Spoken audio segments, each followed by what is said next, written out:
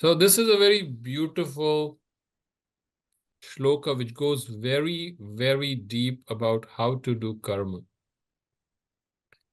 And just reading it, of course, is a great joy, but it gives us a pointed understanding of what karma yoga is.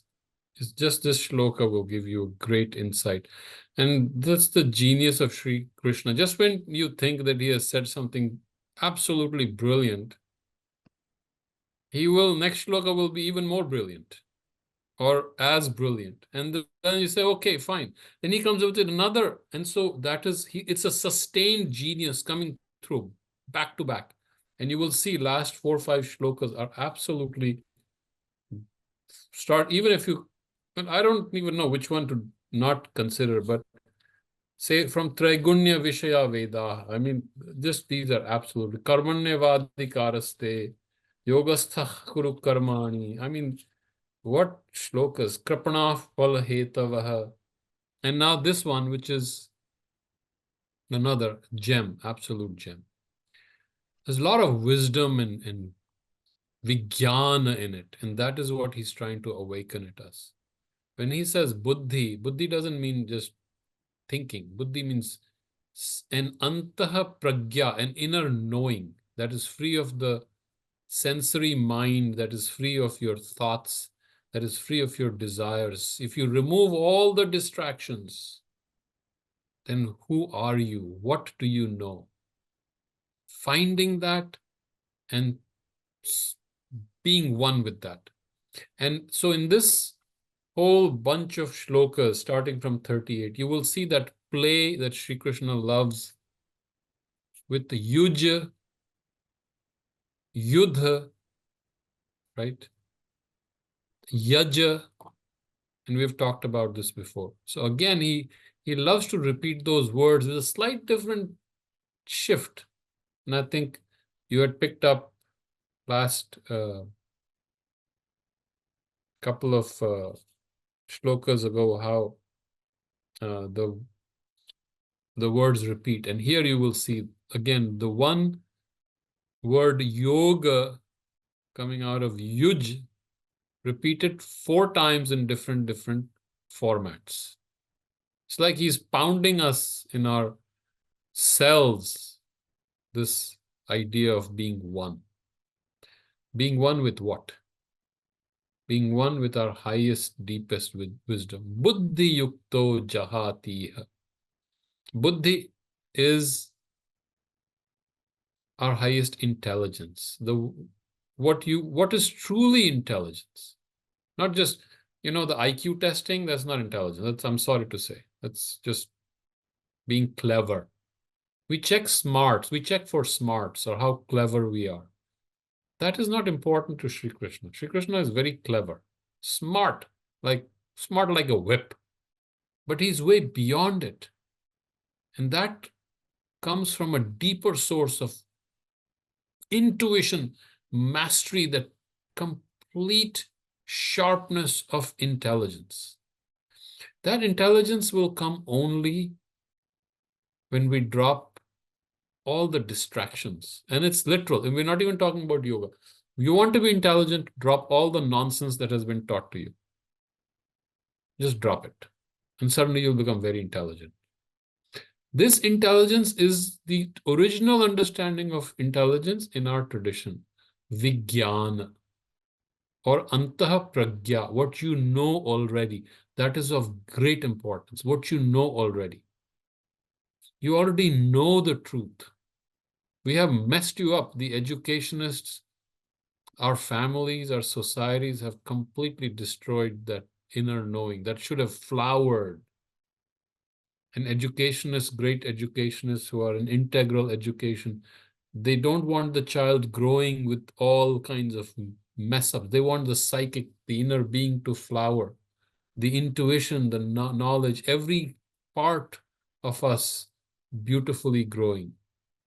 It's a very distant ideal. Very few have achieved it. We don't have schools like it, although many people have tried them, including Krishnamurti. our own, Rishi Valley schools, mothers' schools, a lot of challenges in doing that. However, for us, since we are as young as in our spirit as possible, so this is think of it as dropping all the falsehood that has been fed us or limited knowledge that has been fed us, and we go to something deeper. Buddhi yukto, the one who is unified with his buddhi. Yukta, one, united. Yuj comes from the word yuj, from which in English comes the word yoke. Yoga is very important to Sri Krishna, even though in one shloka earlier he says niryoga kshema, but that is yoga of acquisition. This is the yoga of being one with your buddhi, your intelligence. And the buddhi is one of the central things where he unifies, if we've talked about it, Sankhya and Karma Yoga. In Sankhya, that buddhi is close to the Purush, and the buddhi will guide you. That buddhi which is settled, and he will come to that state. That buddhi which will tell you what karma to do, and he will give you the beautiful formula of what karma yoga, how and what to do. Buddhi yukto jahatiha. Jahati is to drop. Ha. This ha sound, whenever it comes in Sanskrit, is to give up. Ha is another beautiful root, and someday we can talk about it. It has hara is to take, right? Har. Upharan is to take. Hu is to offer. Ahuti is to give. Ha is to reject. The beautiful, just that one, think about it. Ha, you're letting it go. Hu is a deeper vibration where you're offering yourself. Hu and ha. See this, we've talked about earlier how the different swaras have their psychological sense. Hara is to take. Hu is to offer. Ha is to reject. So jahati is to give up, reject. Iha. So actually, why am I torturing you with this? In the Padached, all this breakdown is given. Buddhi yukto jahati iha. Ubhe is, whenever ubhe is used, ubhe is two. Ubhaya. Like ubhaya alankara. In Sanskrit, we have ubhaya alankara. Ubha, wherever it comes, it means two. Sukrita dushkrite. Sukrita, krita, you know, that which has been done well, like Sanskrita, very finely created. Sukrita, done very well. Dushkrite is done poorly. And this is a samasa. Sukrita and dushkrite, they become one word. So ubhe, whenever it comes, Sri Krishna loves these dualities. He rejects all dualities. So the man who is united with his buddhi and who rejects jahati, rejects both sukrita and dushkrita, that which is done very well and that which has been done poorly. And another way to see sukrita is good work, what we call sukarma, and dushkarma, bad karma. So we live in duality. Oh, he's doing a good job. He's doing a bad job. Good, bad, good, bad. Sri Krishna rises above this duality. Where do you rise above the duality? In the buddhi.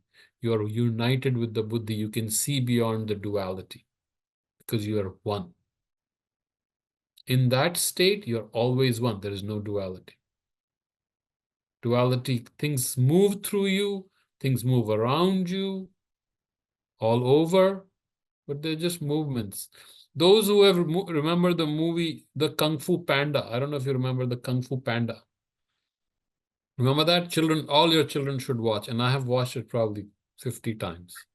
There's a Oogway is ready to depart. And who is that? The raccoon, or who is that? The teacher, Shinfu or Shifu. Shifu runs Shifu, Master Shifu. Shifu. And so the leopard, I forget his name, he escapes from the prison because the master tries to interfere with the thing, and that helps the leopard escape. Tai Long, thank you. Aviralji, you're so much on top of these things. So he goes to the Master Ugwe and says, Master, there is very bad news, in his own emotional way. And Ugwe says something very beautiful. That movie has a lot of brilliant lines. He says, Shifu, there is no such thing as good news or bad news. Remember that? There is only news. Now that is a statement of an intelligent person, because you really don't know what is good and what is bad. You have no clue. If you analyze it with the mind, you have no clue. And I think I've told you the story of that Indian farmer and his son. I don't know if I've told you that, but if we have time, we can talk about that story. Beautiful story that gives us a lot of insight that we have no clue. We don't know what is sukarma and we don't know what is dushkarma. We don't know what is good news and we don't know what is bad news, because good news is bad news and bad news is good news. And we will come to that. Tasmat yogaya yujasva. And again, the beauty of the poetry here, yogaya and yujasva play on the same root, yuj, to join. Right? Tasmat means therefore. Ataha. Right? Ataha. Tasmat. Tasmat and tasmat plus yoga, when ya and ta come together, it becomes dia. So in sandhi, tasmad yogaya yujasva. So the sound becomes the sound because it has to become closer to the ya sound. And you all know modulation, a smooth movement is what the sandhi gives it. Tasmad yogaya yujasva. Therefore, be one in yoga. Some people translate yujasva as to be involved in yoga. That's okay. Jutja, get into it. But there is a subtler, deeper feel to it. Suppose he had not used the word yujasva. He could have used any word. But that yuj and yoga, they come together very beautifully. And those who love poetry, remember the joy of kavya is equivalent to the joy of Paramatma. That's what our great aestheticians have said. Kavya is the sahodar of Paramatma. It's himself, itself. So if in time and space, if you can enjoy kavya, you are beginning to develop that fineness. Because kavya is not just poetry. You're developing the fineness, fine perception. Tasmad yogaya yujasva. And now comes the absolute gem. Yoga karmasu kaushalam. So earlier, what did he say? Samatvam yoga uchyate, if you remember that. 2 shlokas earlier, I think. And what was that samatva? Being still, being balanced. They say that being in samata is yoga. Now he has taken it even sharper, pointed. Yoga karmasu kaushalam. But this we misunderstand. So according to this, let's say Bumrah, the bowler, he bowls very well. He's kushal. He has the skill in bowling. He's a yogi. Would you agree with that? No. Unconsciously, he may be a yogi because he's doing the sadhana. He's trained himself. He's bowling that way unconsciously. But here Sri Krishna is taking us to the highest yoga. So just being good at something is not kaushal. Just being good at it. If you're, there's so many smart people. There were smart people in my class. They became PhDs. They wrote a whole bunch of books. They did in quantum physics. They're in all these great universities. Are they yogis? Unless something else changes, and what is it that changes? You may be the smartest guy in the class. Still, you may not be a yogi. That connection with the buddhi. When the buddhi is master of your actions, when that consciousness is unified with the Prakriti, when the divine, that higher awareness, is working, is in control of all your actions, that is Kaushala. So, yoga karmasu kaushalam. Karmasu is in karma, in plural karma. Kaushal. This kaushal is a very high state. It's a complete oneness with your pragya, with your inner knowing. When you're acting out of that, then you are in yoga. So the confusion that happens, a lot of confusion has happened because we don't understand Karma Yoga. Bankim Chandra Chatterjee, great poet, great rishi of our country, who gave us the most beautiful invocation of our mother, Vande Mataram, said, Gita just means do karma. Just do karma, don't worry about anything else. Yeah, because we were lazy at that time. So we were all indolent, we were in tamas. I will come back to that, Rajesh. That's not Karma Yoga. Just doing things is not Karma Yoga. Because everyone is doing something. That doesn't make you a Karma Yogi. In fact, people who do more actually mess up more. So, Karma Yoga is when your highest and greatest reality is in control of the external. The external and inner are united. Jnana and karma have become one. There's no separation. Not easy. I can tell you, it's not easy. A lot of distractions will come.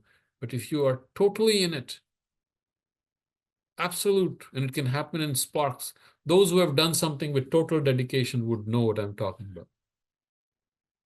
When you're in that zone, something else is working through you. Then you are in Kaushal. That's where Sri Krishna is taking you to. He's not taking you to a soporific, sleepy state where you're just doing work. We all are doing. We can all be sleepy in our, keep doing work, just repetitively, right? That is not yoga. The kaushal that Sri Krishna is talking about is the yukti with the buddhi. And he will come back to it again and again and again. So we should always see what happens is the secular mind. Nothing wrong with the secular mind, but we should understand the limitations of the secular mind.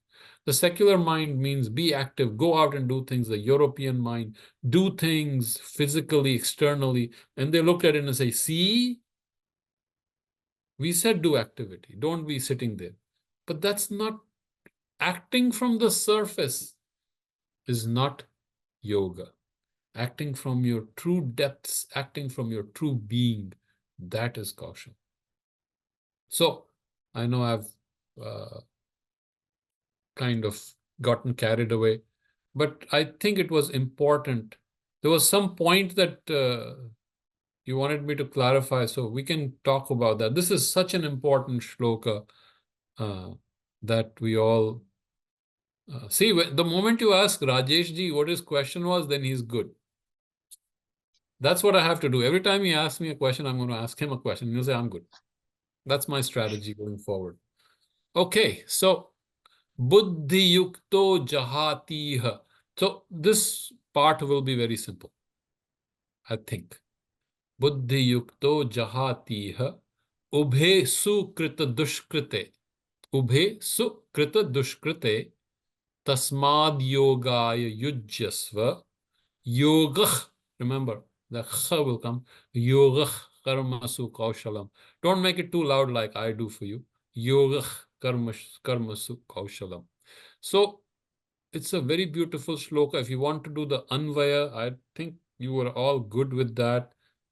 Padacheda, you know that now, where the sandhi comes and samasa comes. And I think that's important. I believe if we keep doing this, you will become very comfortable with the Sanskrit language. And in maybe a year, you will be able to understand most Sanskrit statements. And remember, you're doing one of the greatest works of Sanskrit. So, wonderful. Let's do this. Let's listen. Let's stop talking and listen. बुद्धियुक्तो जहातीह उभे सुकृतदुष्कृते तस्माद् योगाय युज्यस्व योगकर्मसु कौशलम्. Beautiful. Isn't he beautiful? Absolutely gorgeous. So, I think this is an extremely important shloka that comes in that Sri Krishna's brilliant volley of genius shlokas one after another. If anyone wants to do the chanting, okay, Rahulji, go ahead. You're ready to rock and roll. Let's do it.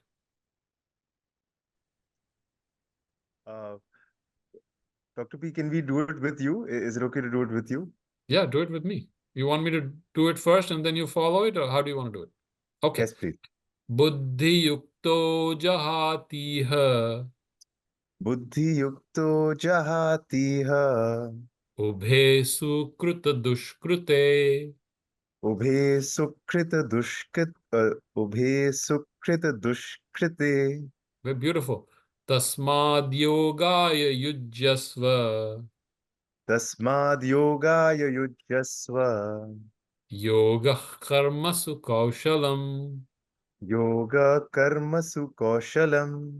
थोड़ा सा गला खंखारो, yoga. Yoga. Yeah, Yoga. थोड़ा सा clear up the phlegm in the throat. This is called the jihva mulya, the bottom of your tongue. Yoga. Very gentle. Don't make it too loud. This is subtle. Sanskrit is very subtle. Yoga karmasu kaushalam. Yoga karmasu kaushalam. Okay, now we're going to stretch you a little bit.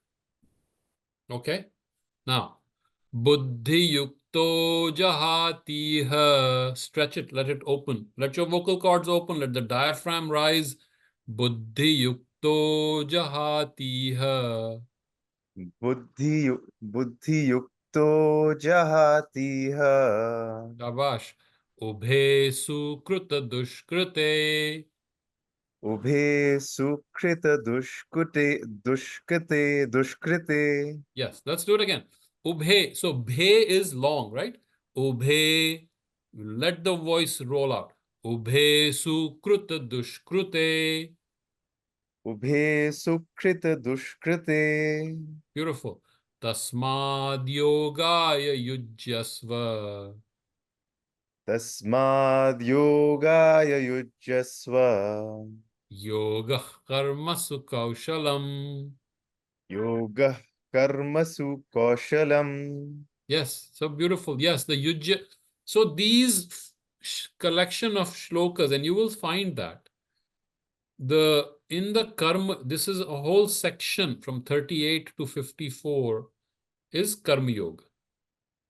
Shri Krishna now 39 to 54, he'll talk about karma. But whenever he talks about karma, he will throw in yoga somehow or the other. Sometimes as a positive thing, sometimes he'll take the negative thing. Because Sanskrit, the paryayavachi are so many. Sanskrit is as they call it, polysemic language. Polysemic language and synonymic language. Synonyms, paryayavachi. And one word has multiple connotations. One sound has multiple connotations. Remember when we went to the root sound? So if I say right?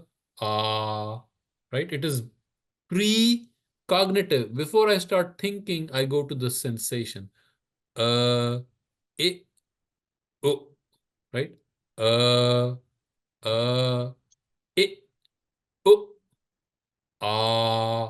E, oo. Now, what are the sensations about ah?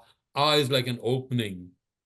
Ah, E. E is almost like something is going through, up, coming out. Ooh, it's like you're spreading it out in the world. Now, what does that mean? So now this sensation becomes words. It can become multiple kinds of words. Like we said, who is an offering. You're giving yourself. Right? Who. Ha. Right? Ha. Jahati. Ha. I'm done. I don't want it. Connections, connotations. So when you listen to music, there's nobody is explaining the music to you. You're just listening to it. It is before your thought. That's why the listening of music is very good training for the mind. You don't have to keep thinking. You go beyond thinking.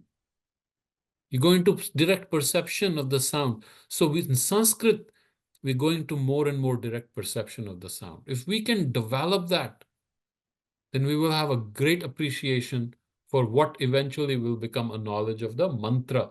Because the mantra is the most beautiful way to capture that which cannot be expressed. That which cannot be expressed, we are trying to express it in sound. Look at the wisdom, look at the knowledge. Because sound is the first manifestation of the avyakta. That which is ineffable. No features in our knowledge of sound. Dhvani Vijnana. The first manifestation of the avyakta into vyakta is through how? Is how? One way of looking at it is through sound. And that is why the sound of original sound, Anahad Nad Brahma, reaching that is great wisdom. Through the Vyakta, we can reach the Avyakta. Through the Dhvani, we can reach that which is beyond Dhvani. The Nirava, the complete silence that is beyond all sound. Yet, that sound is always here. And we can hear that in this perfect shloka. How this, through the modulation, through the sounds, we can hear something really beautiful. If we can keep that consciousness open to it, then the mantra is coming into it. And it is building what is called our mantra purusha. We are not just the nama rupa, not just the body. We are also the mantra purusha, the being of energy, the being of sound. So as we develop, and whose sound are we using to develop? Sri Krishna's sound, or the sound inspired by Sri Krishna. Those who love Sri Krishna, those who love the Gita, believe, people like me, this is Sri Krishna himself. Sri Krishna is here. How is he here? It is his sound. The great yogi, great rishis, their consciousness gives us, presents itself to us through their best mantra. And in that mantra, we experience that consciousness of that great yogi. So now we are directly perceiving, experiencing Sri Krishna. How? Through the sound. If you can remember that, if you can hold on to this feeling, your entire worldview will change. That's why great yogis leave a few seeds for the future generations to work out. Great Kutsa Rishi in the Veda, Vasishta Rishi, Vishwamitra, they leave. Vishwamitra's mantra is recited by almost every Sanatani or anyone who knows even today, right? Gayatri mantra. He has left his highest achievement in mantra for us. So when we absorb it, we are absorbing the siddhi, and it is becoming our siddhi. That consciousness of Sri Krishna is coming to us, and we are perceiving Sri Krishna directly. So that is the beauty of, and it is not theory. It is not an imagination. You are directly touching Sri Krishna. Without the impact of time, without the limitations of space, it doesn't matter when he was. It doesn't even matter if he was born on earth. It has no meaning because it's timeless. So the mantra takes us to a timeless space. It is called Parame Vyoma. That space, that is the ultimate space.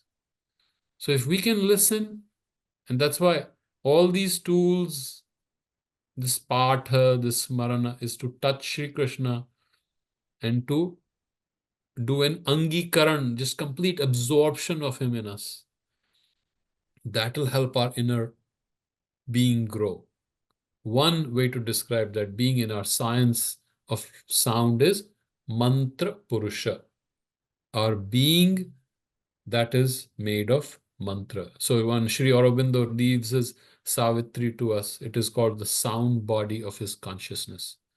And you can touch Sri Aurobindo's consciousness through a deep recitation, quietly, silently listening to him. So anyway, I think I have, again, as usual, gone beyond the myself. So let's talk. If you have any questions, let's talk about them. There is a question from Rajesh. When you were talking about the sound, is it because of the vibrations or frequency from the sounds matches with the avyakta? Well, I wouldn't say matches. So manifest world is what? Energy, right? Prakriti is energy. Purusha is beyond, you can't even describe. Whatever I say about the Purusha, Ajo Nitya Shashvato, what was that term? Ajo Nitya Shashvat, Ajo Nitya Shashvato Purana. Yeah. So that is one phrase that is used. You can't, it is beyond frequencies. It is no frequency. And it is all frequency.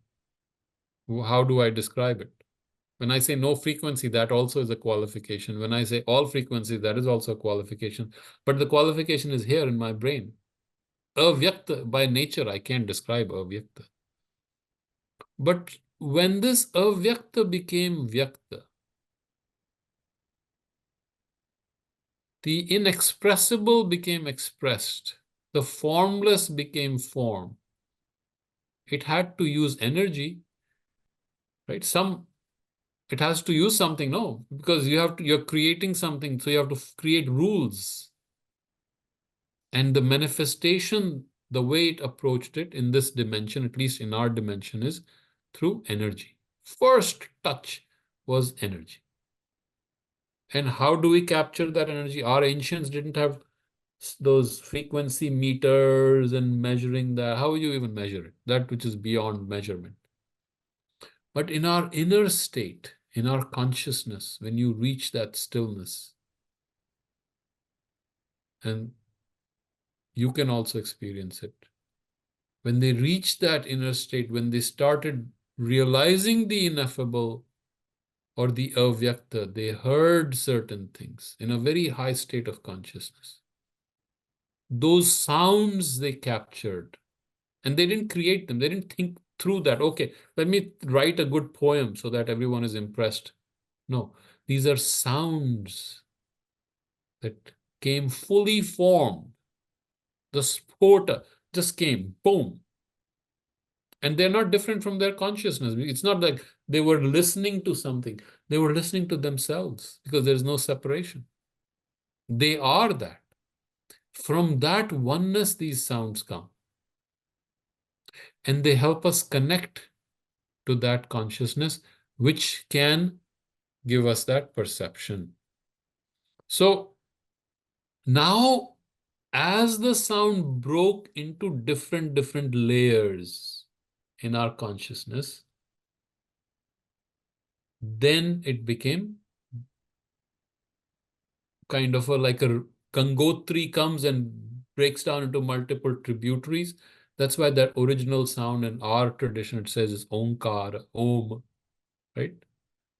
That Omkara then became different sounds, different aksharas. Then the aksharas became different sounds, different words.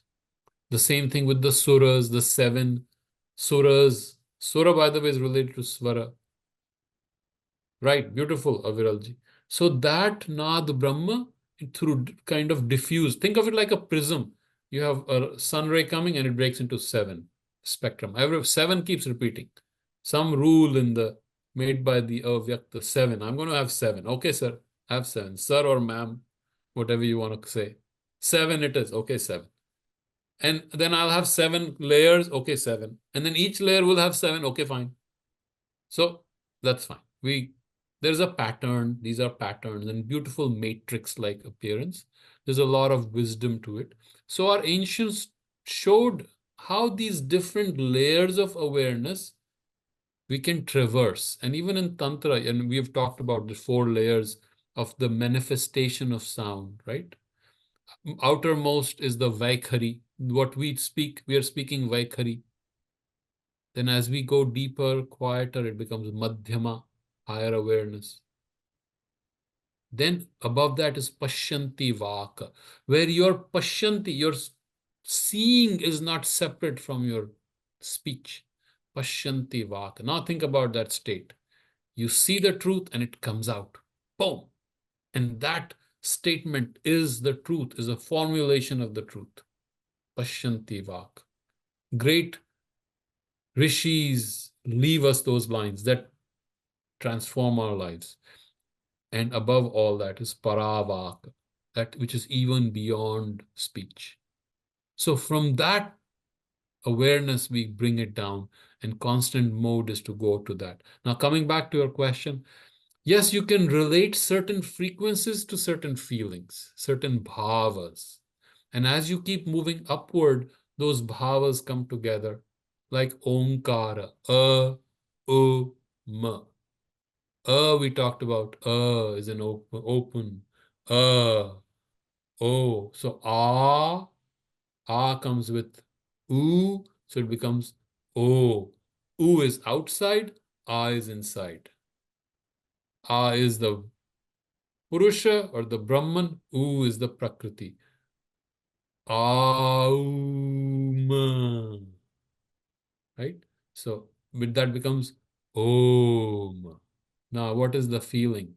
That feeling that you felt, U, Ma. It is all combined into that one original sound. So there's a whole yoga just on Om. And then we talked about Aim. If you remember, Aim is an invocation of the Great Mother, because E sound is a different connotation. Now we are going to the perception of the sound, and the sound is bringing just the pure experience, no words in between. Omkara, what meaning does it have? There's no meaning. It shouldn't have any meaning, because we are going to the direct experience.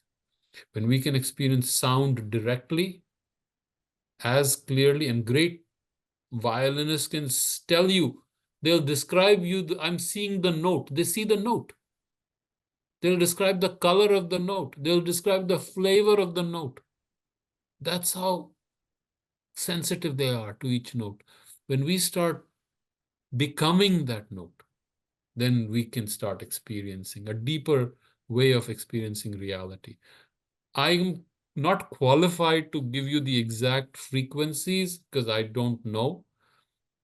The little I know is that this helps me center myself, and this becomes a constant thing within. How they correlate with the frequencies, I hope someday some great scientist will pull them together and show how the external frequencies work with the sounds, the root sounds, and then take us in a more scientific way. Our Dhvani Vigyan was more intuitive, So whatever they felt, they just described. And that's how we approach it too. I hope that answers the question somewhat. Thank you.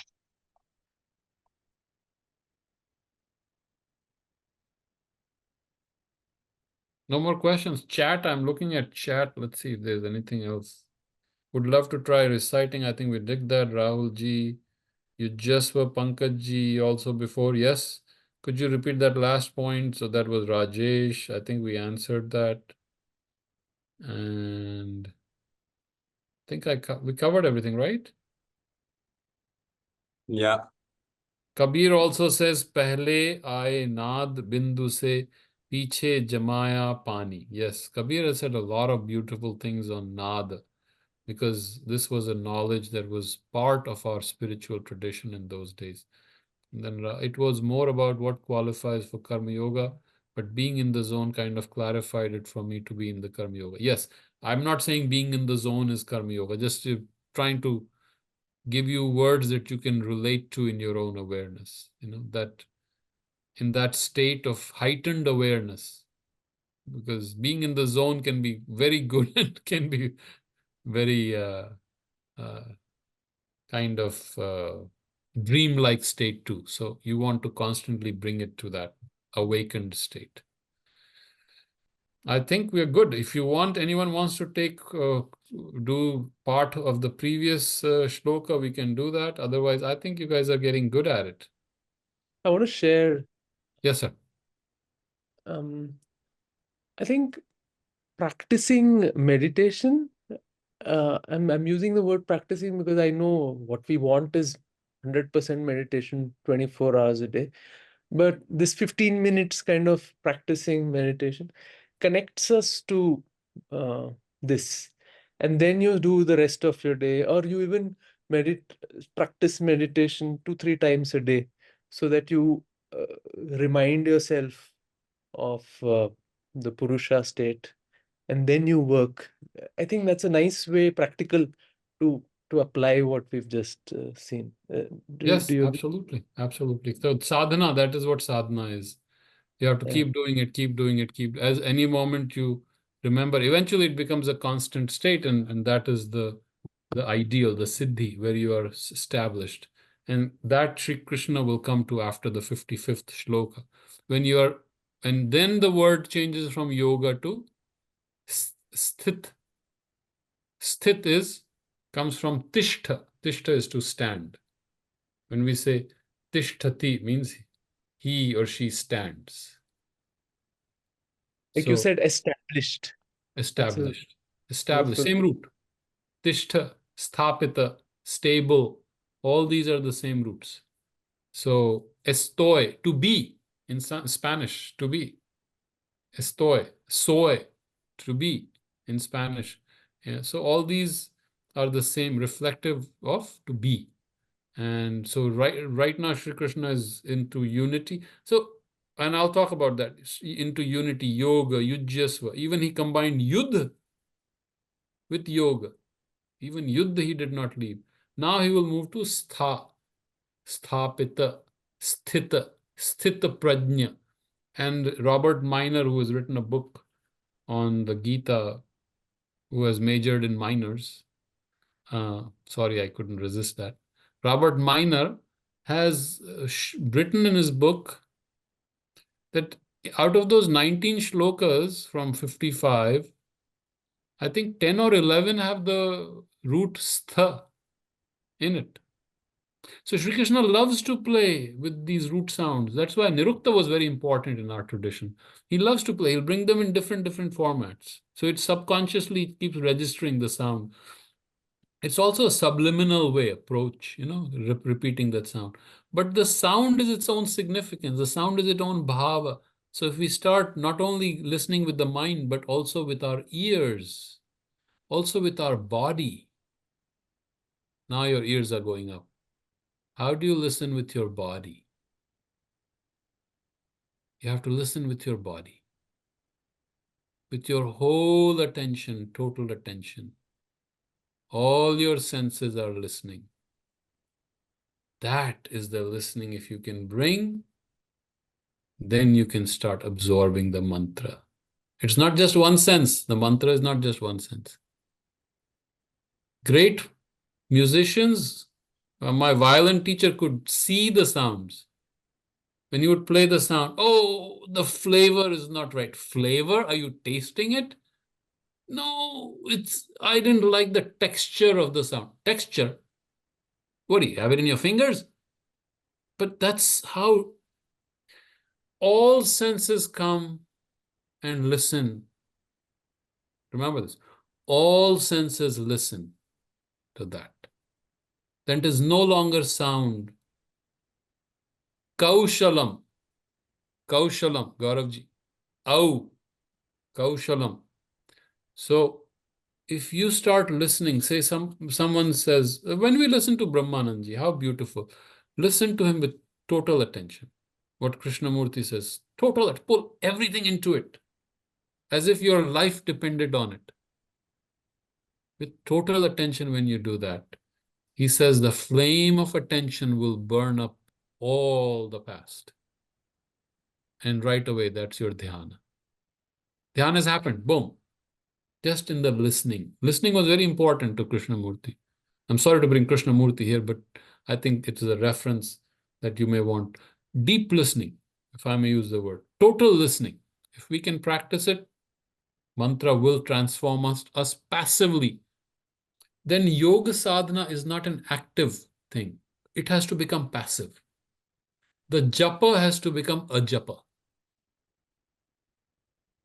Are you with me? No, you're not with me. Okay, so let's do. The mother has done very beautiful things about it. So she used to do Om Namo Bhagavate, and it's a loud one. Om Namo Bhagavate. Right? That was her mantra. And each of us has to find his own mantra or given to us by the guru. Then her next, and it's recorded, it's very beautiful. Then slightly lower, Om Namo Bhagavate. With total attention, she's listening and chanting it at the same time. Om Namo Bhagavate, Om Namo Bhagavate, Om Namo Bhagavate, Om Namo. She does it 14 times until it reaches barely a whisper. Om Namo Bhagavate. Until only she can hear. And then total stillness. That's one way of doing it. When the mantra continues in your consciousness. Ah, Makranji, thank you. It's beautiful how she does it. Each of us could take a mantra, but make sure you take the right mantra. You could take Om Namo Bhagavate. That's a beautiful mantra. And see how she chants it. Absolutely gorgeous, absolutely beautiful. Just that sound until the sound transforms itself into silence, but continues with that energy. So you're moving from the vyakt back to avyakta. So you had asked that question, the frequencies match. Yes, I don't know how they match, but they take you back to your consciousness, pure consciousness. Mantra should not be a rattu thing. You know what rattu, like a parrot. Just keep doing the mantra. No, it has to be with consciousness. Then the consciousness and the sound become one, and then the sound starts carrying your consciousness. The sound is full of consciousness. There were people like Rajneesh who made fun of mantra yoga, of transcendental, what is it called? TM, transcendental TM. meditation. He used to make fun of them. Yeah, he made fun of them. Even a parrot can repeat mantra, and so what is this? This is not meditation. Yes, if you just keep repeating the mantra without consciousness, no, it's then you can say Led Zeppelin, Led Zeppelin, Led Zeppelin. That's not a mantra, right? Led Zeppelin was a musician, by the way, those who are not aware of it. Oldies like me know Led Zeppelin. But when you go to Om Namo Bhagavate, that sound has a different quality. And now you bring your consciousness to it. And your consciousness is completely imbued with that sound. And you let the sound go through every cell. The sound goes to your toes. Literally. The sound goes into every cell. The sound replaces you. Now that is something beautiful happening. So you can play with the sound. Play with it. Just like your little boy. I saw a little girl there. She plays with her toys. Play with the sound. Don't make it a heavy thing. My suggestion is play with it. I could not understand all these theories. I just had great fun. You need to have great fun with Krishna. If you have great fun with Krishna, he becomes your friend. If you go to him crying and whining and weeping and moaning, then I think he's less endeared. Each guru, each deva, each yogi has his own style. With Sri Krishna, you have to go with ananda, playfulness, because that's who he is, playful. His leela, everything is playful. You got to go with a lot of fun. So get rid of all your hang-ups and rules and all that. Just go with fun and just experience, sound, play with it, experiment. I express it in my way. You will express it in your way. Sound therapy with singing bowls feels something. Yes, absolutely. This is ancient science, which is comes from the Vedas, and see how complex the Vedas is, but goes to the sound. Takes you to the experience. That is the genius of our poetry. Not just words and mental. They take you to experiencing it until your whole body is listening. Your whole body becomes an ear. That is the genius. So I know I get carried away again. I'm sorry. But yeah, if you have any other, you want to do some chanting, I'm happy to. Yes, sir. Gaurav is asking, could you pronounce Kaushalam slowly? I'm not Yeah. sure about the cow part. Yeah, so o, o, o, o.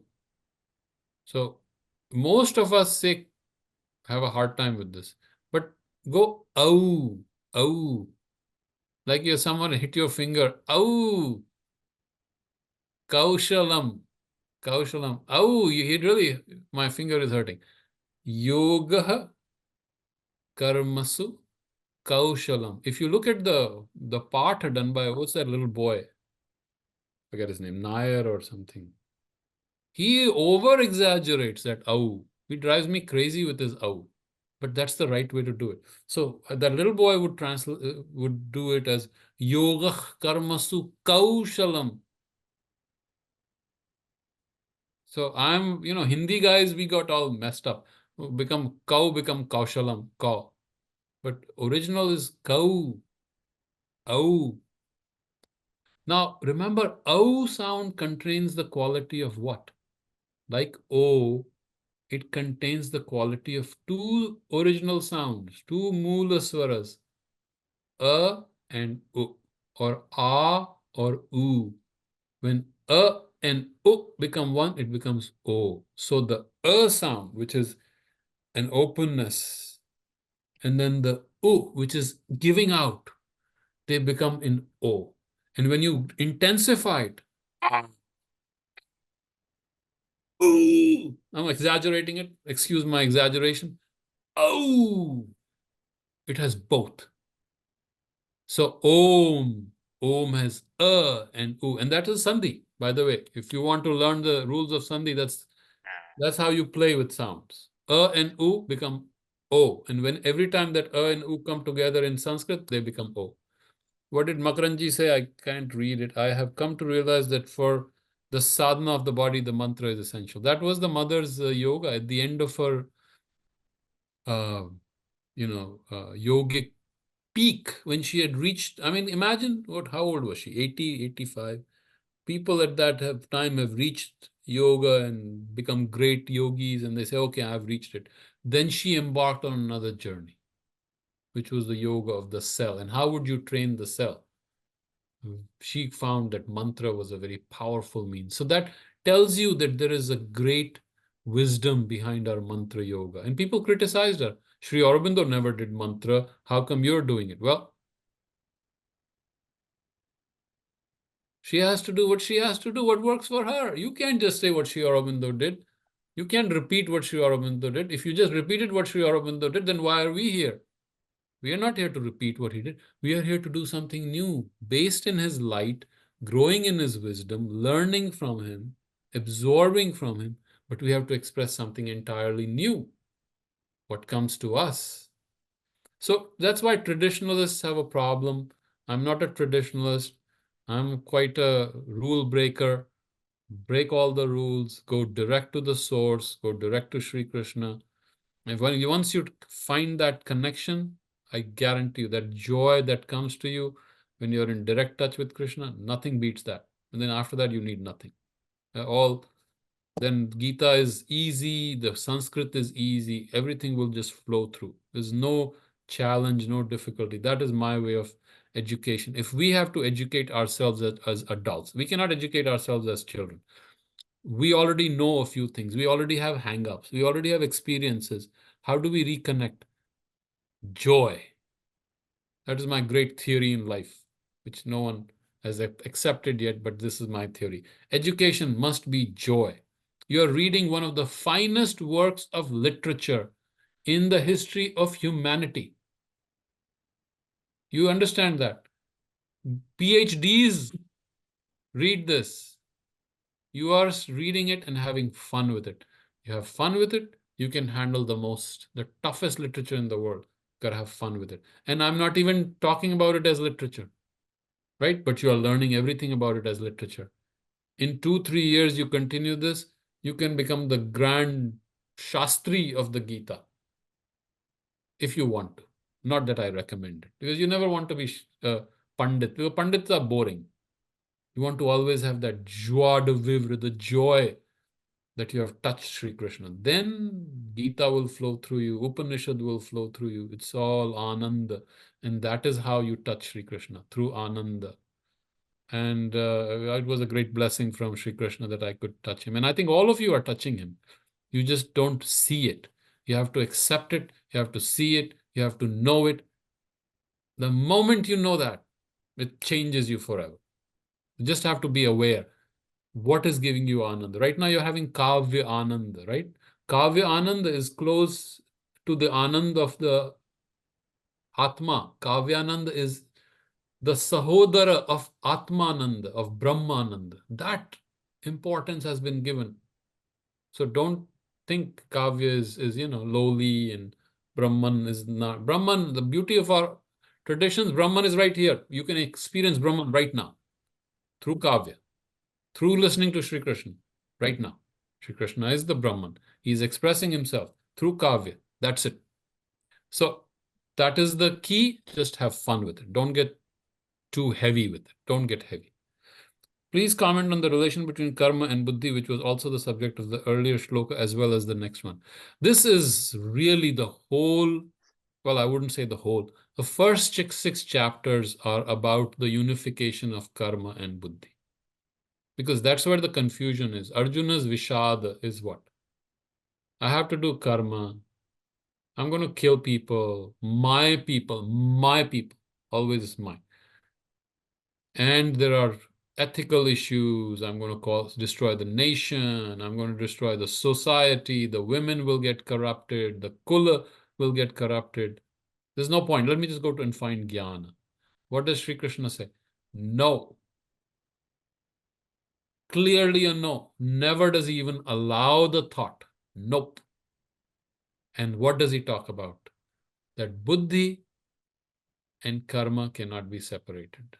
When buddhi and karma come together, your highest knowledge with your everyday activity, then you're in karma yoga. And in the 4th chapter, very clearly, and this is the last thing I'll say, but this is such an important thing. He says that is the highest yoga that I'm telling you. I gave this yoga to Vivasvana, the sun god. Sun god here is the symbol of Satchidananda, right? I gave it, means I brought it out. The sun god, Vivasvana, gave it to Manu. I think it's the 4.2 or 4.1. 4.1. Vivasvana gave it to Manu. Manu is what? Manu is not a man who was sitting there, the sun god. Manu is the mental man, the mind, our mind. Manu is a representative man. Not like the Manu Samhita that everyone beats up, because I've never read it. I have no relationship with it. And the mental being, mental man, gave it to Ikshvaku, the great rishi of the sun line, Suryavansh. So this is the ancient tradition that Sri Krishna is talking about. And he says this is the highest yoga. When people say, oh, Gyan Yoga is the highest, Sannyasa is the highest, fine, you do what you feel like. Karma Yoga is the highest, Bhakti Yoga is the highest. Adi Shankaracharya we think he said Sannyasa is the highest. Ramanuja, Bhakti is highest. Sri Krishna says, I'm giving you the highest yoga, that the buddhi and the karma are together. There is no separation. Your highest buddhi is doing the karma. And he comes to it again in the Sthit Prajna. Then Arjuna asks him, what is a Sthit Prajna? And then the 18 most beautiful shlokas are there. But constant emphasis, and this shloka couldn't have had a better ending when we realize he is giving you the secret of life, the secret of existence. The moment my knowledge, my highest wisdom becomes one with what I do and becomes one with my bhava, what I feel, my joy, my ananda, my bhakti, my devotion, everything comes together, done. That is my highest sadhana. I don't need to sit in a room. If I want to, there's nothing wrong with it. I don't need to go to the Himalayas. Right now, this moment, my highest yoga is happening, given to me, given to us all by Sri Krishna himself. That is the wisdom. So I don't know, Makranji, if you wanted me to say something else, but this is the little bit I know. Buddhaya yukto yaya partha karma bandham prahasyasi. Beautiful, Hemanji. That's another very beautiful line. So when you are united with the buddhi, your bondage with karma, you have discarded. Again, remember, prahasyasi, jahati, prahasyasi. You give it up. All karma bandha, prahasyasi. Yeah, So I was just going to say that in the last verse, Sri Krishna seems to say that the Buddhi Yoga is much higher than the Karma Yoga, but that's not really what he means, because when you give up the attachment to the fruit of the action, to the hetu, as he says in the last one, then it's already Buddhi Yukta. So basically, this is integral yoga, as you said, at its highest, which is that when you go deep into it, karma, jnana, and bhakti are not separate. Each is required for the other, and any hierarchization of these is actually a misunderstanding and a false division. So I think that all these shlokas are actually telling us that जैसे हम निर्लिप्त होके कर्म करते हैं, तो वही प्रज्ञा है. They are not different things. And earlier he said that if you don't act, that's not allowed either. So I'm just saying that it's actually taking us to what Sri Aurobindo said in the synthesis of yoga, which is all life is yoga. That's what Sri Krishna is saying. That सोते जागते उठते बैठते खाते पीते बोलते या चुप रहते, you can utilize the energies of yourself, to gain the higher life. That's what I wanted to say, basically. thank you, sir. All right, I think we are done with those words. Unless there is any other question, I think you have a long day to do things, and I can go and chill and read some more Gita. All right, pranam. Thank you.